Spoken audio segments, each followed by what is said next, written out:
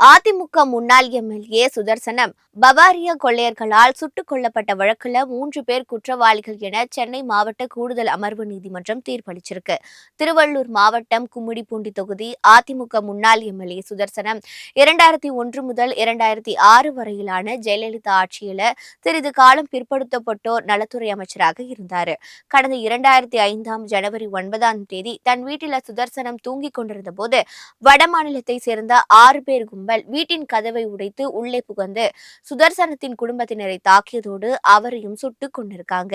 அந்த கும்பல் சுதர்சனம் வீட்டில இருந்து 62 சவரன் நகை பணத்தை கொள்ளையடித்து தப்பி சென்றாங்க. இந்த சம்பவம் தொடர்பாக தனிப்படை போலீசார் தீவிர விசாரணை நடத்தி பவரியா கொள்ளைக்காரர்களான ஹரியானா மாநிலத்தை சேர்ந்த ஓம் பிரகாஷ், அவரது சகோதரர் ஜெகதீஷ் மற்றும் ராகேஷ், அசோக், ஜெயல்தர் சிங் ஆகியோரை கைது செஞ்சாங்க. சிறையில் இருந்து ஓம் பிரகாஷ் உடல்நலக் குறைவால் உயிரிழந்தார். இதையடுத்து மற்ற 4 பேர் மீதான வழக்கு விசாரணை சென்னை 15வது கூடுதல் அமர்வு நீதிமன்றத்தில் நடைபெற்று வந்த நிலையில குற்றம் சாட்டப்பட்ட ஜெகதீஷ், ராகேஷ், அசோக் ஆகியோர் குற்றவாளி என்பதை தெரிவித்து அவர்களுக்கான தண்டனை விபரம் நவம்பர் 24 அறிவிக்கப்படும் நீதிபதி தெரிவிச்சிருக்காரு.